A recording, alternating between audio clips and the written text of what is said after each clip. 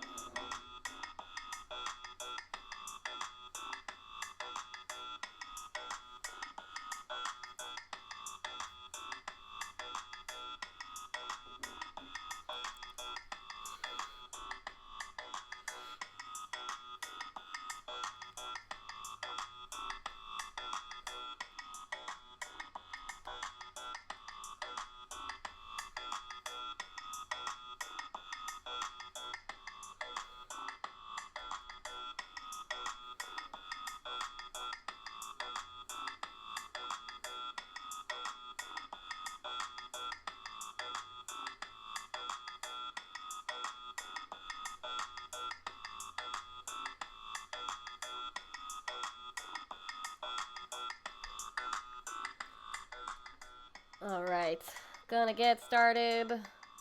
Good morning, friends. Sorry for the late start.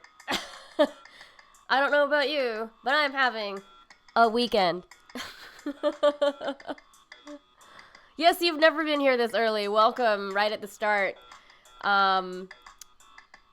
Let me get this intro out of the way. Welcome back to Zine Dreams. I'm Jenn Vega. This stream is an exploration of independent zines, commercial magazines, and books that I'm reading in my library. We're looking at how they're structured, how they're made, tips for curation, the representation, and other ways to express yourself with printed matters. Last time we looked at edible Iowa Valley. I keep getting Ohio and Iowa confused. Last week I said Ohio, which was bad, but Iowa Valley.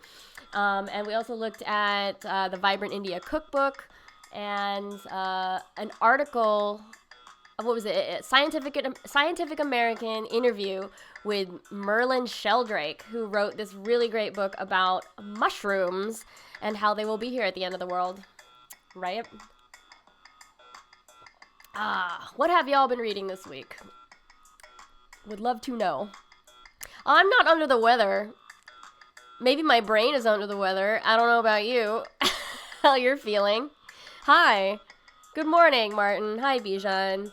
I don't know. I am very affected by the news, and, yeah. The passing of RBG is not insignificant, and other things. I don't know, I feel like my brain has particularly been stretched out like a rubber band that has lost its stretch, if you understand where I'm coming from. And no, actually, that's not a stylophone you're listening to. This is an app called Figure, and I change it every stream. I change the bass line and the drum pattern. Well, the pattern stays the same, but I change the drum sounds every stream episode, but it's not a stylophone, but actually it does act like one. So I can swipe around and make little melodies if I want to.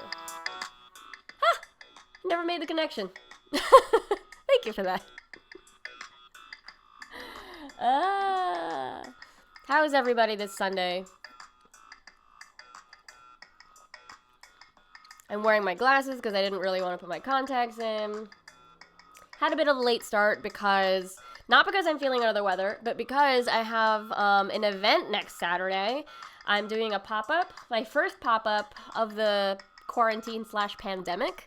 And there's just a lot of preparation that goes into it, not just the food. There's a lot of administrative stuff that you have to deal with, like with timing and shopping carts online. Like, e-commerce is really difficult to understand. Like, you have to manage inventory by location and make sure that every time slot that you have has inventory. And anyway, that's what I've been dealing with, and that's why I was a little late today. It's a lot of number crunching. I'm making Filipino barbecue. I wrote a book about it, and I'm just gonna cook from the book. Yeah, it's gonna be fun. How is everyone else doing? Would love to hear it. I'm wearing a hat. That's kind of the weather now in New York. You're sleepy? I'm sleepy too. I'm brain tired. Yeah, I'm wearing a hat. Next thing you know, I'll be wearing a scarf. I'm wearing a knit sweater. I feel like Chris Evans in Knives Out. I just saw Knives Out, by the way. So I've been watching a lot of TV, and I went through the entirety of Community. I watched all of Schitt's Creek, that was on Netflix. So season 6 is coming in October. What did I watch the other day? I watched The Addams Family. That's on Netflix. That's great. That was great. I can't believe how much of that movie I still remember. I also watched Back to the Future 2 yesterday, which I barely remembered. So I'm probably going to watch Back to the Future 3 tonight. Oh, the name of the Filipino sausages are longanisa. You might be able to find them in the freezer section of the Asian grocery store. Yeah, they're small and squat, and they have sugar in them, so they caramelize when you fry them in the pan. Which is cool. All right. So let me tell you what we're going to do today. I didn't have time to read a zine today, but I did read a lot of online articles this week. This is hilarious. Let me So this is a little conversation about paywalls. Do you know what a paywall is? So paywall is when a publication or an online service puts up a little, you must be a subscriber to see this content. So it's like Patreon, you know, like you pay this monthly subscription to see this secret content. But there's this interesting dynamic that's happening with news. And so there's this criticism that you have to pay for accurate news, but news companies or print publications can't really survive without that money flow. So it gets really complicated as far as trying to get news into the hands of people that need it or want to find it, or, you know, it's just a really interesting color. You know, money adds a lot of color to the way that we receive news. And so this wasn't really news. This article, well, not article, like this perspective piece went up last week. And when it first went up, it was paywalled. And so I was like, I want to know what people are reacting to. All of my Food World friends were tweeting the link to this. It's in the Washington Post. They were like, oh my God. You know, everybody was like withholding the spoiler or the punchline. And it made me like go crazy. I was like, I clicked on this link. It keeps telling me to pay for a year's subscription to the Washington Post. I can't afford that right now. So I'm like, when will I be able to read this? And so it wasn't until 2 days later that I actually got to read the article. I think what happened is, you know, after a certain amount of time, publications start to release, you know, popular or evergreen content after it's had like some saturation point or hit some traffic numbers or something like that. But the paywall has been lifted on this piece in the Washington Post. It's from Jean Weingarten. A neighbor asked for a tomato. This is where the story gets weird. How many of you have read this? Yeah, there should be a Twitter account that tweets spoilers to all the clickbait articles. I don't know. Yeah, all the newspaper sites are doing it now, and it's complicated because A, the publication needs money, but B, you're preventing people from seeing it quickly and preventing the spread. So it's kind of, I don't know, there's a give and take with it. It is, this was pretty clickbaity.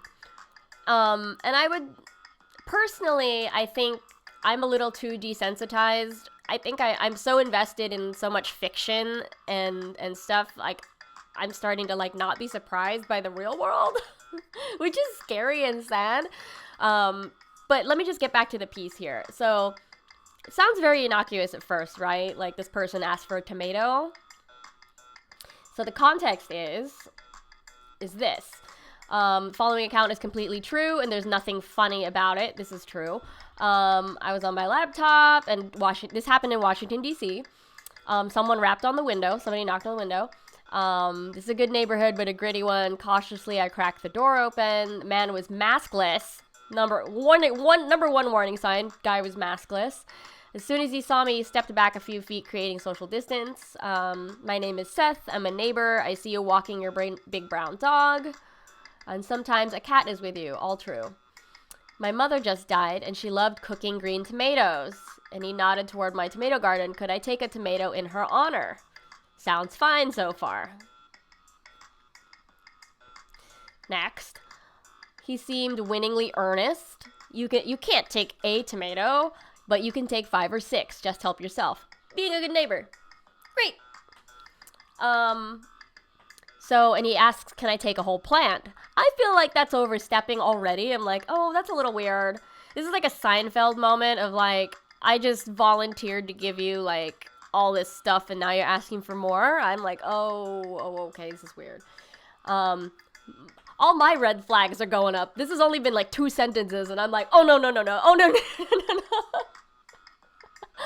no. He sensed my suspicion. It would give him pleasure to watch the tomatoes grow, cooking them up when they were large and green enough the way his ma did.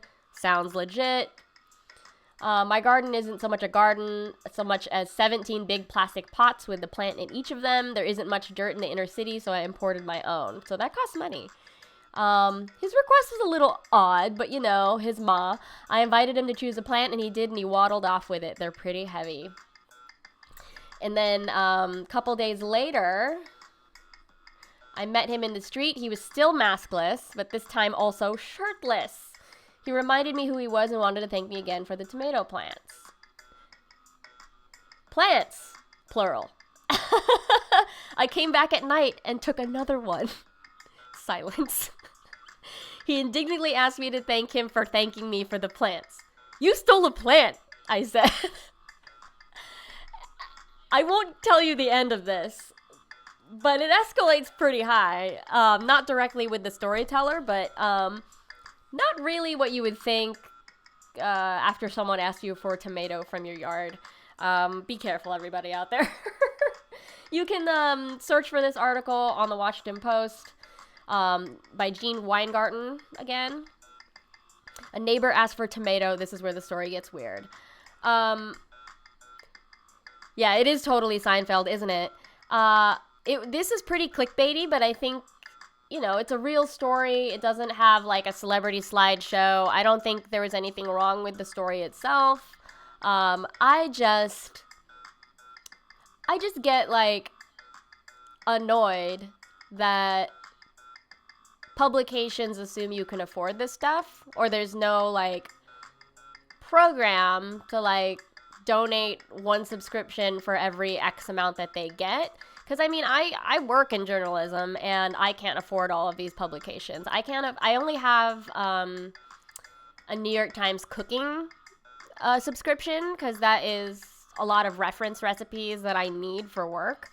And actually, this happened last week. I don't know how it happened, but I got subscribed to, like, the New York Times itself, and I messaged their helpline and was like, hey, can't afford this. Would like a refund or for you to cancel my future subscription because I can't do this. And they haven't responded to me. I'm going to reply again. That's weird. A lot of it's really tough because this is something I think about with journalism associations and like classes I've had to take. The most expensive part of school are the materials, or like the books and the subscriptions and the websites. Yeah. Yeah, local nonprofit news sites are not paywalled, but they also have much lower operating costs. That's correct.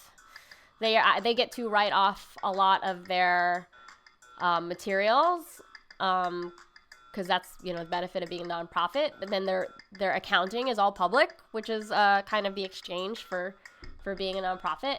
It's fascinating, and the balance is really hard to strike. There have been several like membership-based associations that I've tried to join because you get like so many of these free like journalism resources, but it is really tough if you are a freelancer and don't have all that money for it. Yeah, nonprofits also cannot pay for large-scale investigations. That's true. There is a new collective that is starting. It's called Brick House, and I think they launched a Kickstarter recently, and I'm not surprised because a key member of Brick House is Oriana Leckert, who was the journalism lead at Kickstarter, and so she's now like helming fundraising for Brick House, and I think let me double check. I want to fact check this. The Brick House Cooperative, a wolf-proof media cooperative. They have 3 days to go, and they're actually only $4,000 away from their $75,000 goal. That's crazy. They're based in Oakland, a journalist-owned wolf-proof home for independent media.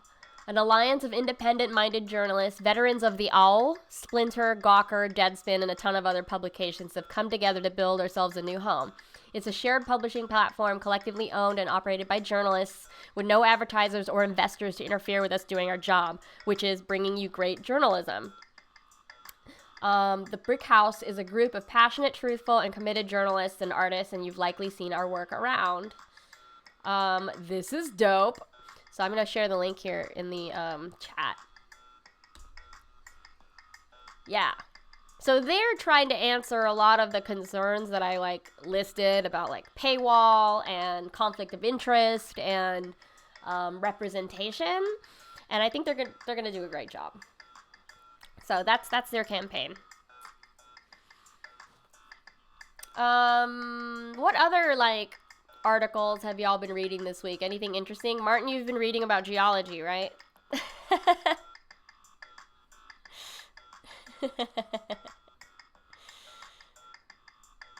Let me get this ready. Whoa. Yeah, it's based in Oakland. Oh, cool. Yeah, you're reading a book called Assembling California. Oh, it's very specific. Lots about tectonic plates in there, huh? Oh my gosh, did you hear about that earthquake this weekend in Southern California? Thankfully, my parents were not affected. So you'll see behind me that I updated my website. I was saying over this weekend that it was cool to like look back and reflect on the book projects that I've worked on, and I'm almost done with my next cookbook. Well, not the one that I've written, but I'm working on someone's book, and we're almost done. We're in the final weeks of it, and I was just sprucing up my website so I could get ready for another book. And lo and behold, this weekend I got a package in the mail of the newest book that I contributed to, which is called Sheet Pan Chicken by Cathy Erway. You can see it's meta. I'm holding it and it's on the background. Let me put the link to this page. It is on my website. You can see all the books that I've worked on. So yeah, www.randwitches/book. So you can either pick them up or bookmark them for later to get during the holidays. First one is the cookbook I wrote, which is Showdown. So that's like Filipino concepts sprinkled throughout like a barbecue and entertaining cookbook. I'm really like fascinated with comfort food, and this whole book is like a storytelling of like how I became a chef through local cooking competitions. So that's that book. We'll talk a lot about sheet pan chicken, but the other books that are on there are The Last OG Cookbook, which is from the Tracy Morgan TV show. We developed recipes from the TV show and then added a few that made sense like in that universe. So like it's all West Indian cuisine, prison culture food, which is very amazingly innovative. Bed-Stuy, bodega food, and anything that's like New York, you know. Tracy Morgan loves a chopped cheese. I did a lot of research about chopped cheese and converted it into like a fondue dip. You know, there's fried chicken, there's Southern foodways. So the Last OG Cookbook, while it's from a TV show, has a lot of like legit, like cool recipes that like I did a lot of research on. And so that's on that page too. And then I didn't really contribute a lot to the last book, but it is the Up South Cookbook. My friend Nicole Taylor, she wrote this book about growing up in the South, but then moving to New York and kind of mashing those up together. Oh, it's okay. Thanks for stopping by. But that last book, the Up South Cookbook, I tested a recipe for butter beans with tomato, and I fell in love with butter beans after that. Testing one recipe, that's what'll happen to you. But I'm excited to add sheet pan chicken to my repertoire. I'll show you what recipe that I contributed, but first let's just talk about what it is and who Cathy is. Let me just change my screen real quick. So, this is bigger. Sheet pan chicken. This book is actually not out yet. This is coming out on the 29th. So if you go to my webpage that I shared in the chat, you can hit the IndieBound or Amazon pre-order link to make sure you get a copy. I think they retail at $18.99. And so this has 50 recipes, 50 simple and satisfying ways to cook dinner, and it's by my friend Cathy Erway. How did I meet Cathy? Okay, this goes back to my cookbook. Cathy, this was when she had a blog called Not Eating Out in New York. You might have read it. She challenged herself to 1 year of not eating out at restaurants at all. Like, at all. And so every blog post that she had was about meals, and like she broke down the cost and like how long it lasted her and you know how convenient it was. So you can still read her archive, like it's still online. But I met her through the Takedowns, which is the local cooking competitions that I was in Brooklyn. So she's in my book. We were competing against each other, and then she became a judge, and we just like been around each other. Like New York, like food writing scene is very, very small, and so it was inevitable that we would run into each other. But Cathy's a friend, and I was on her radio show, Eat Your Words, a couple years ago. If you've heard of Roberta's Pizza in Bushwick, it's a pizza place that has a radio station called Heritage Radio Network. It's Heritage Foods is like, slow food. They kind of herald like local farms and stuff, and I don't know if there's a certification involved with them, but Heritage Foods owns this radio station at Roberta's, and Cathy has a show called Eat Your Words that is about interviewing authors and their cookbook and talking about their cookbooks. So we had a really great like hour-long discussion about the book and the cultural zeitgeist of cooking competitions in New York. It was like a very specific time and place. This was like a decade ago. But if you want to listen to that, I have a list of the podcast appearances on my website. So if you click on the Ranwich's website, you can just go to the About Me, and then you can see all the podcast stuff and listen to it there. But since then, Cathy has been like crushing it. So not only she had this radio show, she had the successful blog. She also wrote The Food of Taiwan, and she also wrote this book, Sheet Pan Chicken, and she's also just like a James Beard award-winning like writer. She's dope. So her latest thing, which is Sheet Pan Chicken, I think this started as an article for Taste Cooking. So the connection with the publisher here, 10 Speed Press, I believe is under Crown, and it's connected to Taste Cooking, the website. I don't remember exactly the family tree of it, but I know that Matt Rodbard and Anna Hezel were like really hands-on with this book. And I think what a smart, like, I don't know, I just think this is super accessible, like taking this one very simple concept and then like blowing it up and seeing how many ways you could innovate it without getting boring. Because when you think about it, you're like, oh, sheet pan chicken, that's very, like, obvious. But you'll find as you go through this book that there's a lot of nuance about it, and there's so much flexibility in it, while it stays easy, which is cool.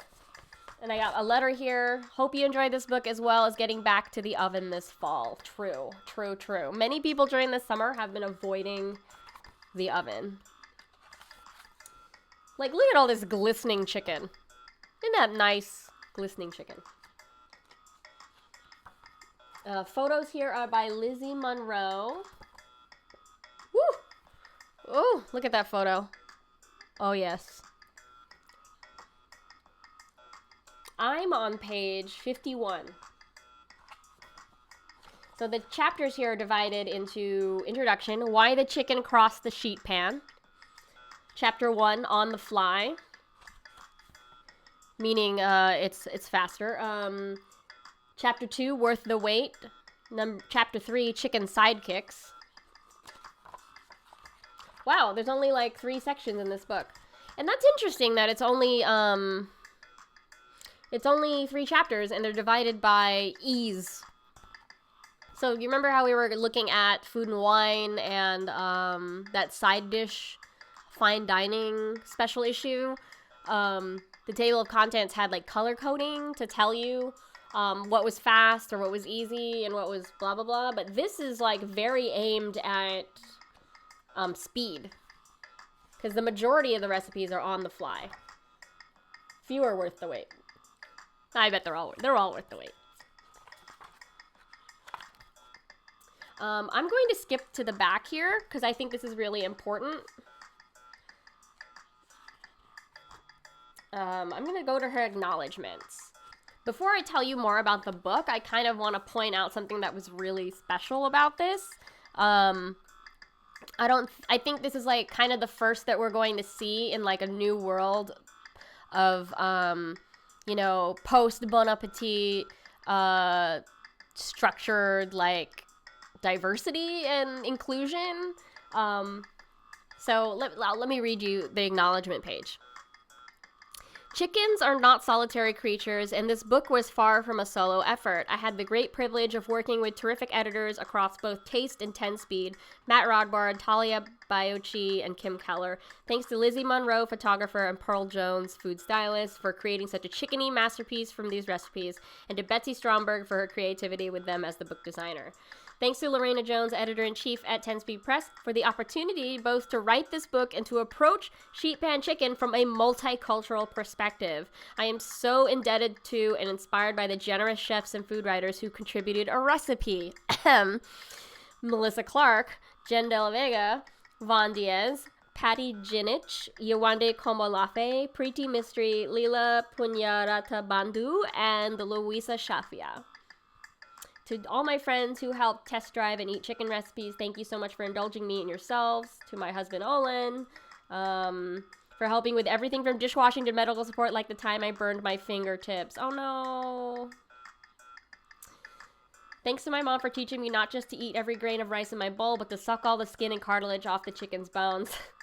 Thanks to my dad and grandparents for sharing the love of chicken with me as well, often with Cornell sauce. And thanks to all the home cooks I've gotten to know through food and other collaborative events. It makes home cooking much richer and more exciting when you can reference various experiences, conversations, and people with any given dish or ingredient. I'm so grateful to incorporate a grain of salt from everyone I've met.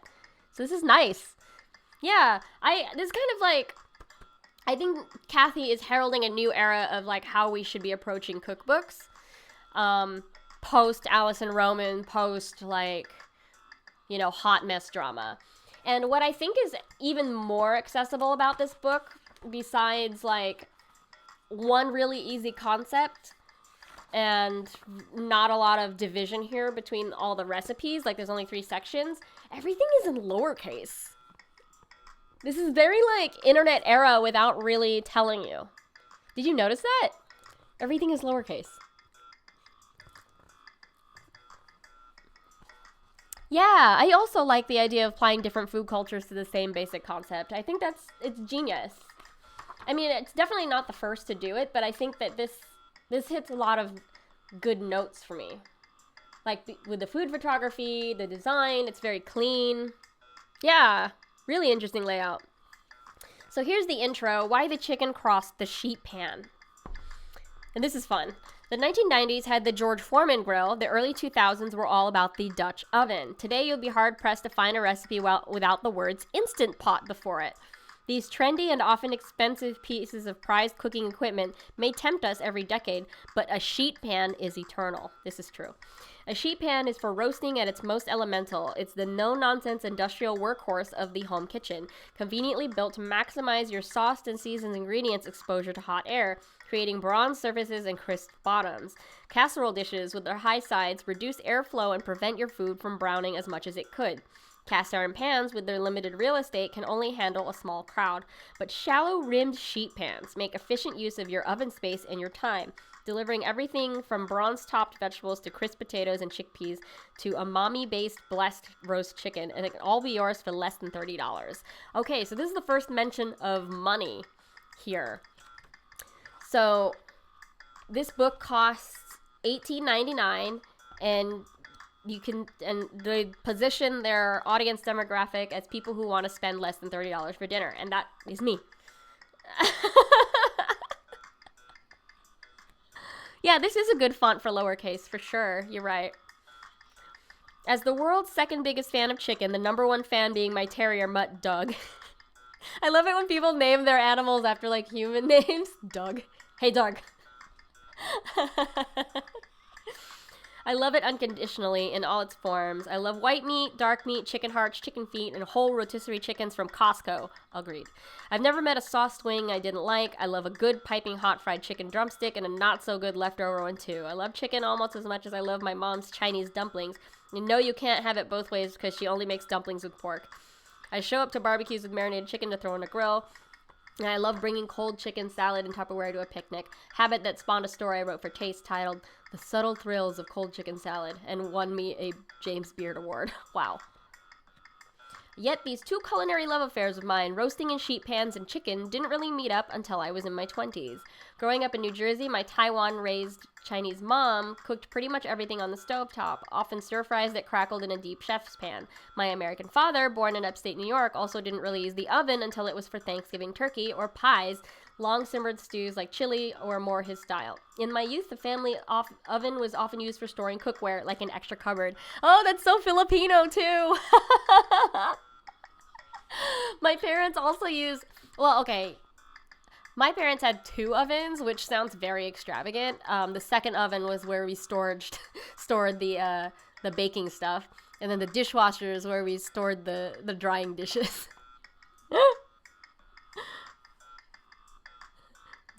My parents have never actually used the dishwasher for actually washing dishes or the fireplace.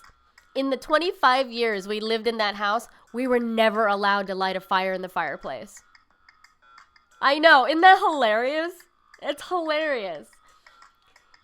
What is it with this generation of like our parents who buy all this expensive stuff? So like their weddings, they have like they want plates, they want silverware, like a set of 8 fancy Mikasa, registry, whatever plates. And it's like hundreds of dollars per place setting, but then they never let you use it growing up. Or like they make this whole living room with our piano and the fireplace and like the couch we're not allowed to sit on. The only time I was ever allowed to sit on the couch in the living room was during Christmas when we were opening presents, because that's where the tree was. My mom is crazy. I mean, a lot of folks are crazy about that. but yeah, there's a lot of stuff we were not allowed to use in the house, and they're expensive as hell, and no one's ever used them. I almost think that, it's going to bring the value down, of the house, that we've never used the fireplace. Aren't you supposed to use a fireplace like every couple years? Or something happens, it gets really like dirty and clogged in there? I don't know. Maybe I'm paranoid. Anyway, so this is the introduction of sheet pan chicken. I'm going to skip ahead here. How did chicken win our dinner? I'm not the only one obsessed with chicken. It's the most popular animal protein cooked in America today, but it wasn't always this way. Before 1940, Americans ate around 10 pounds of chicken per year on average. That's it? Now we eat around 95 pounds of chicken per year, according to the National Chicken Council.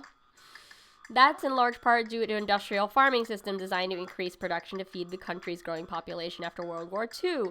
Marketing and food science are also at work. And for more than 4 decades, starting in the late 1950s, Robert C. Baker, a prominent scientist at Cornell University, was tasked with developing products for all those chickens entering the market, broadening Americans' appreciation for poultry. He created chicken nuggets and poultry hot dogs and promoted ways for cooks to prepare chicken. His barbecue sauce for grilling chicken, now known as Cornell sauce, didn't catch on beyond the Finger Lakes region of upstate New York, where Cornell is based. But the idea of grilling chicken with some kind of sauce or just eating chicken more often certainly did. So, wow. Okay, so chicken industrial complex was like a 1950s marketing scheme. I mean, I'm not surprised. Your parents seem pretty Western normal, like you immigrated when you were young and haven't had that experience. Oh, interesting. I always disliked using the fancy plates because my parents made my sister and me hand wash everything. Yes. That is something that I was just confounded with growing up. We were forced to hand wash everything, but standing right next to a dishwasher. We were, a hungry family of 4, so, we made a lot of dishes. And then throw that in when I became a late teenager, cooking and, making a lot of roast whatever it is. I made a lot of dishes. There's a section here, how to choose your sheet pan. What about a cookie sheet? Don't use cookie sheets, by the way, because they're not lipped, so they won't catch any liquids. Non-stick versus non-stick. Equipment that you might need. Wow, this is really thorough. I'll read you the headings. I won't read the paragraphs, but non-stick versus non-stick. What is the difference here?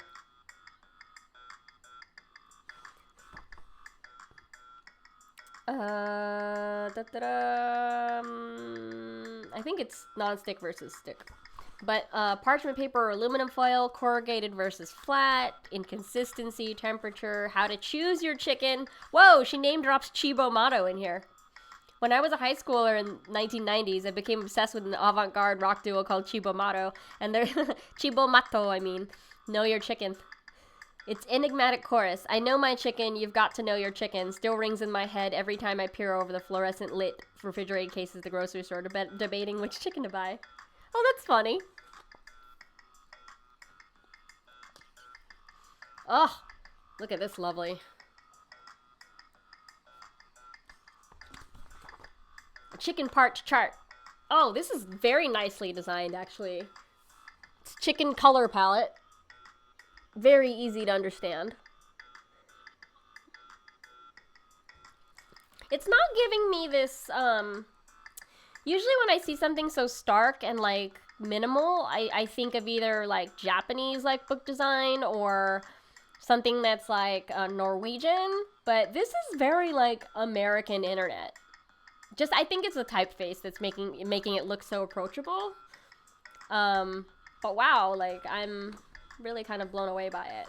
It's my jam. I mean, look at what I'm wearing. Like, the color palette matches me and my skin and my clothing.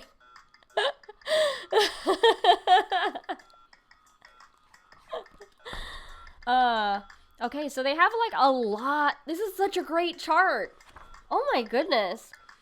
So it's divided by chicken part, what it is, substitution tips, which is really helpful, and then suggested recipes from the book. So this is like a very thorough version of the table of contents that I was talking about earlier in the magazine. You remember how there was like a color coding for magazine structure, but this is like a whole book, and so this is like another map of what else you can, do with the chicken. So I really appreciate this like visual aid. And then we go into how to choose the spice that's right, and so it has a really thorough explanation of the different spices that you're going to be using in the book. The blend name, so Cajun, Chinese 5-spice, curry, what it usually includes, and then there's a third column that says sometimes also includes but is not limited to. This is really helpful for addressing availability across the country, because not every store is going to have the same recipe mix. Like, so Cajun seasoning from store to store, from brand to brand, are going to be totally different. And so if you look at the ingredients, you'll know that you're hitting the right one if it has like these things listed there. And it's okay if it has X, Y, and Z. So this is really cool. I haven't really seen this in any other cookbooks yet, but I really appreciate that, and hopefully maybe I'll get to do that in a future book for myself. Okay, so here's the introduction to that first chapter of 3, which is on the fly, implying that these are on the quicker end of the spectrum. I tend to think of filling a sheet pan to the brim with cut vegetables and spiced and marinated chicken pieces as making one big lazy stir fry. But instead of stirring, the ingredients are left to roast, sweating juices and shrinking as they concentrate in flavor. This mostly hands-off bliss while you wait for the golden reveal can be used to tackle a few other things, like doing the laundry or retrieving all the dog toys from under the furniture. The recipes in this section have been created to be quick and simple, championing instant seasonings rather than overnight marinades. It's my hope that with the recipes in this section, you can get a feel for the rhythms and wisdom of roasting chicken with many types of ingredients, like alternative winter squashes, root vegetables, juicy fruits, and alliums, and feel empowered to wing it with other ingredients that come along your way. As a lazy, busy art person, this appeals to me so much. Yeah, totally. Yeah, I totally agree. Yeah, this book was made for, like, our generation for sure. So the first recipe here is a weeknight spatchcock chicken. It's beautiful. All the photography in this is so good. So, this is structured nicely. It's very clean. We've got our head note here. Very light color, but it's really effective because it's still a chicken color palette. The bold magenta, I don't know if you can see that. I think that's really cool. It looks like dark meat. The purple they chose for this typeface is like dark meat, and I love that. I posted the link. If you scroll up to my, let me see. No, that's not it. Hold on, let me type it. What? Okay, so that's the book page that I have, and you'll see it on the right column, and there's 2 links for it, depending on what vendor you like to use. So this is coming out September 29th, so it's only pre-order links right now. Bang Bang Crispy Chicken. Hell yeah! Szechuan chicken. Oh, I want this. I want this so bad. Looks so good. Szechuan cuisine is all about bringing big flavors with dishes like ku shui ji, or mouth-watering chicken. Sometimes translated as saliva chicken because of the way its numbing hot spices make you drool, or guaweji, or strange flavor chicken, again, a literal description of its curiously delicious spices. Bang Bang chicken. This time, the name describes a wooden stick used to bang on the chicken after it's been cooked. Why bang on the chicken? It will help you Quickly tear the chicken into delicate shreds. That shredded meat is placed on a serving dish and a tangy, spicy, slightly sweet sauce is poured over it, working its way into all the nooks and crannies and getting totally absorbed by the chicken.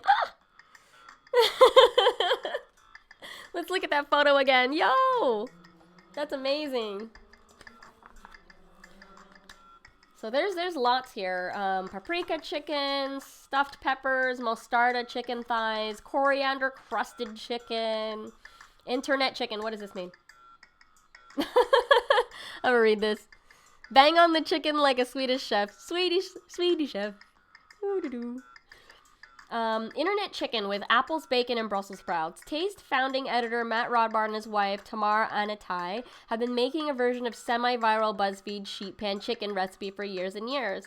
The dish with an autumn-ish union of root vegetables, apples, and bacon is certainly not for autumn only. It's a year-round staple in their household.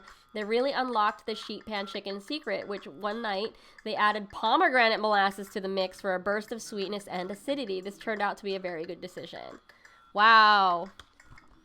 Wow. I mean, I can attest to the glory of pomegranate molasses. Chicken katsu, cashew, orange chicken, chicken schnitzel, harissa chicken, Georgian garlic chicken, cumin 5-spice chicken wings, y'all. Rasa hanu chicken, roast chicken, spatchcock chicken. Okay, this is mine. I'll read you mine. I'm on page 51. Spatchcock chicken with ginger, garlic, and green papaya. This dish is based on tinolang manok, a comforting Filipino chicken soup that Jenn de la Vega, author of Showdown and former taste cook in residence, grew up eating during sweater weather season. Sweater weather! She recreated the effect with this sheet pan dish, which includes healing moringa leaves, a bitter leafy green that helps shut down any oncoming cold. You can sub in arugula if you can't find moringa. And green papayas that take on the starchy role of potatoes. Green papaya is a great neutral-tasting firm fruit. You may have had it in a Thai green papaya salad, shredded and served with a citrusy dressing and chopped peanuts. But you can use whatever winter squash or chunks of potato instead of papaya, and that will really work well too. Don't skimp on the pungent compound butter with fish sauce. Yes, you read that right. Get ready. Yes. So what I did... Oh, I'll tweet the photo later. The photo didn't make it into the book. But, here's my recipe. So what I did was, tinola is like grandma chicken soup. It has like whole drumsticks in it. It's very easy. It's a simmered chicken with papaya chunks, moringa leaves, ginger, and garlic, and fish sauce. And you eat it with like a bowl of like white rice. And so to convert it into a sheet pan chicken recipe, what I did was I flattened the chicken. So I cut out the backbone, flatten the chicken, make a compound butter of the garlic, ginger, and fish sauce. So it's softened butter, fish sauce, garlic, ginger. Rub that underneath the skin. And then as the chicken roasts, it will melt all that butter and render all the chicken fat into the pan. And then you put in the green papaya in that juice stuff to roast. I tested this several times, and Cathy tested it, and it was knockout, like, good. Isn't it? Yeah. Yeah. So I hope I get to, like, convert more recipes like that into like, easy, I don't know. Well, easy is not the right word, but, like, recontextualize Filipino dishes from, like, our childhood into other formats that are easier for kind of the lifestyle that we have now. So, like, oven cooking or, like, cast iron cooking or, you know, that kind of stuff. So I was really proud of that. I only have one recipe in this book, but, I mean, the whole collection is cool. So, like, chicken and clam bake, roasted romaine chicken Caesar, the best warm chicken salad. Oh, look at that. Knockout. This looks like Thanksgiving.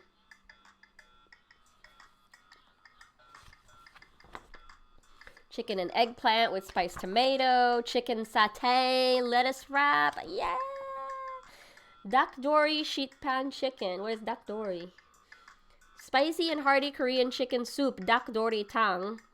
is a cool weather balm for chicken stewed with chunks of potatoes and carrots. As a home-style dish, it's varied in terms of vegetable additions. Intense and flavorful broth is uniform. A deep, cloudy maroon laced with gochugaru and gochujang. Oh my god, look at how red it is. Oh, yes, yes, yes, Gio. I'm so into that. Yes. Pimenton chicken. Oh, we got a Spanish one. We got a Cajun one. Blackened chicken with andouille sausage and okra. Za'atar. Of course, you have to have za'atar. It's so popular right now. Tomatillo chicken. Mustard. Vietnamese style stuffed tomato. And these are more... Okay, we're on the second chapter here. Worth the wait. The difference between only okay roast chicken and sublime roast chicken is not always easy to pinpoint, but it's often the case that the chicken got a boost from resting in a flavor-packed marinade for a while, perhaps overnight, or from curing in a salt rub for a few hours to draw out moisture. So when the chicken met a full blast of dry heat, its skin turned into brittle like toffee. Oh, yes. Some of my favorite chicken dishes just can't happen without an overnight step like this. That's true. Dry brine whole chicken... Coconut adobo chicken. Okay. She got another adobo in here. And she's using a 1-to-1 soy sauce to rice vinegar. Where's the bay leaf? Yeah, she got bay leaf. Look at me. Look at me analyzing this Filipino recipe. I'm like, what are you doing in here? It's funny. Cornell sauce, sheet pan chicken, muffaletta chicken roll. Oh, yeah. That sounds good. Thai yellow curry chicken thighs, Oaxacan chicken, hell yeah. Nashville style hot chicken with bacon collard green.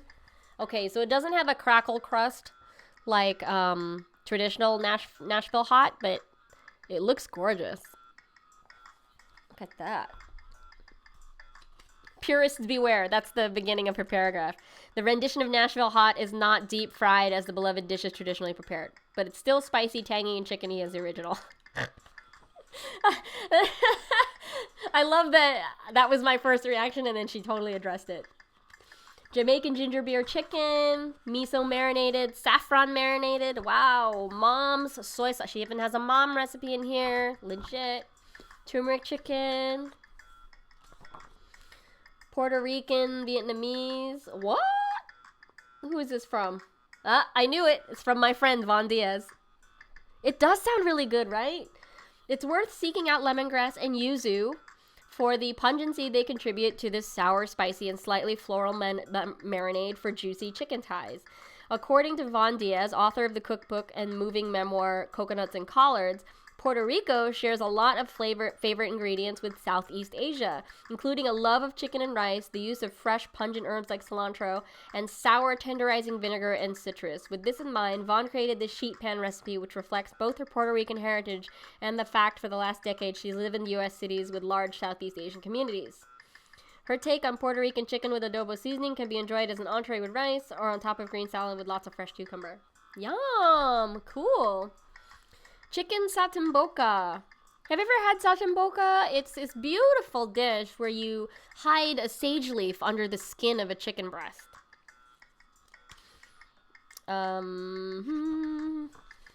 Sumac chicken. I have a recipe for that on my website if you'd like to check that out. Deconstructed chicken eggplant parm. 3-cup chicken wings with eggplant and basil. Whoa, this looks nuts. Okay, I was like, where's the eggplant at first? But it's in thin, long slices underneath the chicken. Do you notice that? That's crazy.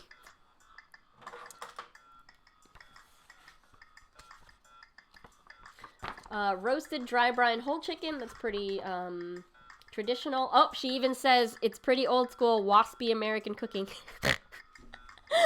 Every reaction that I've had, she says the same thing, kind of, in different words, but it's funny. Wow.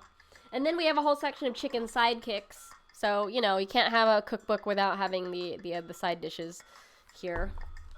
But I think this is so simple. Like, 3 chapters, by, very easily, you can just put like 1 or 2 like marker tabs in this and quickly go, oh, these are all the quick ones, these are all the long ones. Quinoa pilaf, anything goes fried rice, simple sesame noodle, fresh tomato salad. Like, it's so simple, but just so nice. Like, this is a very nicely put together book. Ooh, celery and watermelon radish salad. I do not like celery, but I would try this. Look at that. It's so pretty. So spring. Oh, we won't get watermelon radish for a while again, but... Ooh, sticky rice. Yes. Garlicky smashed cucumber. Yes. Green bean elote. A very good citrus salad. Look at how bright that is. Do I have a good sheet pan for these recipes? Maybe I don't, actually. I got a lot of my stuff from restaurant supply stores. And, I honestly go for, like, the cheapest things. And because I use the cheapest things, and I do a lot of, like, industrial size, like, cooking, I use a lot of parchment paper. So I have, like, fitted parchment paper sheets for my sheet pans. It's just, like, a... industry practice so that I don't have to scrub the pans as much. But I do understand that's a little wasteful. But if I do find a link for a good pan, I will share it also on the internet. Good on everything tahini yogurt sauce, creamy Georgian walnut sauce, quick pickles. Wow, this is really like spanning the gamut here. Crispy chili oil. Oh, of course, Cathy had to put this in here. She and I have a love of Lao Gan Ma chili crisp. If you've converted to a spicy chili crisp cultdom thanks to Lao Gan Ma, a brand of the spicy crunchy condiment with dour-faced woman on the label, it's time to make it from scratch. So she uses a small shallot, garlic clove, red chili flake, salt, and neutral oil. So this is a very pared down version of it. Lao Gan Ma has, like, I think dehydrated black bean in it to make it crunchy. And there's also a Mexican brand called Chilipines, or Chilipines, and they use peanuts to add crunch in theirs. Kitchen sink chimichurri. This is really hard to say. Kitchen sink chimichurri. And that's the last recipe. But wow, what a nice little book. So this was Sheet Pan Chicken by Cathy Erway. I shared the link to my website where it has like the Amazon link and the IndieBound. So if you don't know what IndieBound is, it's a website where you can put in your zip code and you can find all the independent bookstores in your area. And you can search whether or not they have the books you want in stock. So it's a really great website. Full disclosure, if you click on any of the Amazon links on my website, they are affiliate links. And so that means whenever you click and buy anything, doesn't matter if it's this book or whatever it is that you shop for, a percentage of whatever you get will go to my account. So, it's a little kickback. Spare change, if you will. If you click on any Amazon links on my website, there's like also a direct shop link in the sidebar of like things that I have in my kitchen or my recommendations. So I'll hopefully add some sheet pans to the shop and then share that, and then you can check it out. But this was like a lovely book. Oh, so I never read the back here. Look at the back, pretty. Sheet pan chicken is a fresh, modern approach to cooking dinner all in one pan. These aren't ordinary protein and potato dishes. They're internationally inspired recipes for roasting whole chickens, chicken breasts, legs, thighs, and wings, but also chicken meatballs and chicken skewers. With coriander-crusted chicken with crispy chickpeas and pomegranate, Thai yellow curry chicken thighs with cucumber relish, chicken katsu with plum sauce, and much more, you'll elevate your dinner game with new flavors and techniques while enjoying the ease of one-pan cooking. Lovely! And my name is on the back. Ah! That's dope. That's so cool. So yeah, pick up a copy if you liked what I said about this and you find it interesting. yeah. Tag me if you ever cook things from it. Tag me if you ever cook things from my book. I always love to see how people riff off on recipes. But that was really cool. Like that, yeah. I hadn't really, I've only skimmed this book. I hadn't like gone through it as thoroughly as we did just now. So I'm delightfully surprised because sometimes these sorts of books you might find like that are very singular topic, you might find them in the discount bin, or like they're usually like, I don't know, not as exciting, but this is really exciting. Like it's very multicultural and like super like diverse in technique. So it's not all just the same layout of chicken or the same like instructions over and over again. So I think Cathy did a great job. Wow. Amazing. Not that I didn't doubt Cathy. Not that I'm just saying that yeah, it's a different approach today, I would say. But cool. I'm like really glad I was part of that collection. Right. So that's all I have for everybody today.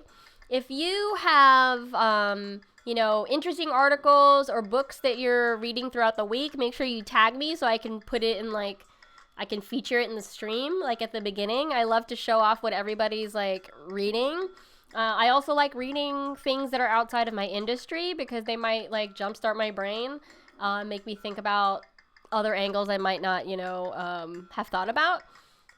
So, yeah, make sure you tag me in your cooking photos or you find interesting things to read. I will happily share them. But I hope y'all have a good rest of your Sunday. I'm going to get ready for my pop-up on next Saturday. I'm really excited. I'm dropping off a lot of like my dry goods tonight at the distillery just so that I have space in my fridge and you know, not check some things off my list. So you can check out my Instagram. This is my username, Ranwiches. You can see the menu and watch my journey as I cook through the menu this week. Have a good rest of your Sunday. Goodbye, everybody. Thanks for hanging out, and let me know if you get the books. I wanna hear what you think when you get them in the mail. All right. Bye, everybody. If I can get to my screen in time. It's always so awkward. It's like you say goodbye at a party and then like you don't actually like leave because you're waiting for a car. Bye for real.